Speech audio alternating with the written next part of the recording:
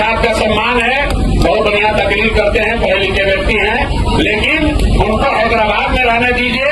सीमांचल के नेता, सीमांचल के रहनुमा जो जिनको रहनुमाई करनी है वो सीमांचल का बेटा होना चाहिए। हैदराबाद से आकर सीमांचल में न्याय देते। सर ओवैसी कह रहे हैं कि सीमांचल की ज्यादा सीटें हम जीतेंगे और थर्ड फ्रंट बनेंगे बिहार में। भैया ऐसा है, ओवैसी साहब मेरे मित्र हैं, लेकिन मेरा उनको सुझाव है बिना मांगा हुआ कि आप हैदराबाद संभालिए, हैदराबाद अपना किला बचाइए, बेकार सीमांचल में आकर और कंफ्यूजन पैदा मत कीजिए। अगर आप हैदराबाद अपना संभाल लिए होते, अगर तेलंगाना में मुसलमानों का भला कर दिए होते तो वही बढ़िया होता। बंगाल में चुनाव हो रहा था तो यहाँ पर आईएसएफ के लोग ओवैसी साहब आए थे, लेकिन सारे मुसलमानों ने कहा नहीं भाई, हम लोग को टीएमसी पर भरोसा है, हम लोग को भाजपा से लड़ाई, हम लोग को इस सब चक्कर में नहीं पड़ना है। आईएसएफ और ओवैसी साहब कुछ वहां नहीं कर सके। इस बार सीमांचल के मुसलमान वो गलती नहीं करेंगे जो 2020 में हुआ है। ओवैसी साहब का सम्मान है, बहुत बढ़िया तकरीर करते हैं, पढ़े लिखे व्यक्ति हैं, लेकिन उनको हैदराबाद में रहने दीजिए। सीमांचल के नेता, सीमांचल के रहनुमा जो जिनको रहनुमाई करनी है वो सीमांचल का बेटा होना चाहिए। हैदराबाद से आकर सीमांचल में न्याय देते।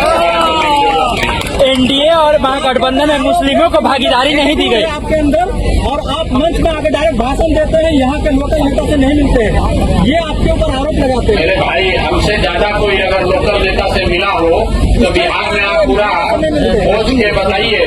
2.5 बरस बिना घर गए, बिना गाड़ी पर पैर रखे 2.5 बरस मैंने 5,500 गांव में पैदल यात्रा की, पैदल घर नहीं गए, गाड़ी पर नहीं बैठे, 2.5 बरस पैदल घर गए इस चीज को खड़ा करने के लिए। तो आपको उसमें अगर एटीट्यूड दिख रहा है यहाँ, दूसरा सब नेता आएगा हेलीकॉप्टर से, हम गाड़ी से चलते हैं और हमारे पार्टी के साथी भी गाड़ी से चलते हैं जो जनगुजार देता, और दूसरे नेता अपने हेलीकॉप्टर पर चलता है और जो टिकट लेने जा रहा है उससे 1 करोड़ 2 करोड़ रुपया ले रहा है और कहता है कि हेलीकॉप्टर की खर्चा के लिए पैसा लिए। और हम अपना पैसा साधन लगाकर यहाँ ये व्यवस्था बना रहे हैं कि गरीब से गरीब आदमी भी अगर चुनाव लड़ना चाहता है, राजनीति करना चाहता है, तो जहाँ तक हो सके उसकी मदद की जा सके। एनडीए और महागठबंधन में मुस्लिमों को भागीदारी नहीं दी गई, उस हिसाब से संख्या है। भाई, मुसलमानों को भागीदारी इसलिए नहीं दी जाती है कि मुसलमानों को भागीदारी से ज्यादा भाजपा का डर सता रहा है। मतलब आजाद भारत के इतिहास में पहली बार बिहार में किसी एक दल जनसुराज ने, याद रख लीजिए भैया, 34 मुसलमानों को टिकट दिया है। लेकिन यही नहीं, तालीफ पर मत बजाइए, हमने घोषणा ये की थी कि जहां से सीमांचल को छोड़कर हमने पूरे बिहार में जहां कहीं भी मुस्लिम विधायक हैं या कोई मुस्लिम प्रत्याशी है वहां पर जनसुराज मुस्लिम विधायक प्रत्याशी नहीं देगा। तो हम लोगों ने वहां पर मुसलमानों को लड़ाया है जहां आपकी संख्या है, लेकिन कोई मुस्लिम विधायक पहले से नहीं है, कोई दूसरे दल का मुस्लिम प्रत्याशी नहीं है, ताकि कल होकर कोई इल्जाम न लगाए कि भैया ये मुस्लिम प्रत्याशी खड़ा करके इन्होंने वोट बांटा है। और इसके बावजूद टोटल 34 मुस्लिम साथी चुनाव लड़ रहे हैं जनसुराज के टिकट पर। आज तक कोई एक दल ऐसा नहीं हुआ जिसने 34 मुसलमानों को टिकट दिया हो। लेकिन यहाँ पर जो हमारे विरोधी होगा कोई तो कहेगा 34 को इसलिए दिए हैं कि हम लोग का वोट काटना चाहते हैं। तो मुसलमानों के साथ दिक्कत ये है कि आपको पूछे तो दिक्कत, आपको न पूछे तो दिक्कत।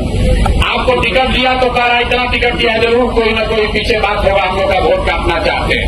अगर टिकट न दें तो वही मुसलमान कहेगा हम लोग भैया क्या करें, आप भी तो बड़ा बड़ा बात करते थे, लेकिन आप भी तो हम लोग को हिस्सेदारी नहीं दिए।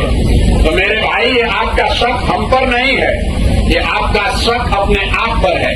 पिछले 25-30 साल में मुसलमानों को भाजपा का डर दिखा कर इतना डरा दिया गया है कि आपको जो आदमी आता है उस पर आपको शक ही होता है, आपको अपने आप पर भी शक होता है। जहां आपकी 90,000 1 लाख आबादी है वहां चुनाव लड़ने जीतने में भी आपको शक होता है।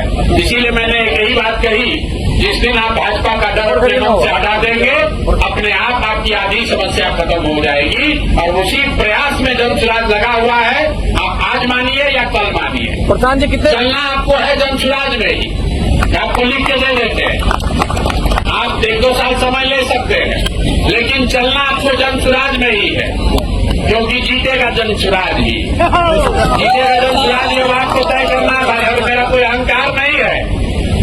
पहले कहा कि पैगंबर साहब ने क्या बताया है, ईमानदारी से किया गया जद्दोजहद कभी बेकार नहीं जा सकता है। हम लोग ईमानदारी से प्रयास कर रहे हैं, जीतेगा जमशराज ही आपको तय करना है। आप अभी गंदा लगाइएगा तो जरूर हमारी लड़ाई थोड़ी आसान हो जाएगी, लेकिन अगर आपने गंदा नहीं भी लगाया, हम पर भरोसा नहीं भी किया, तो भी आपसे कोई शिकवा शिकायत नहीं है। बिहार जीतने के बाद फिर से आएंगे, लेकिन जब अगली बार आएंगे तो आपसे हरजाना भी वसूलेंगे।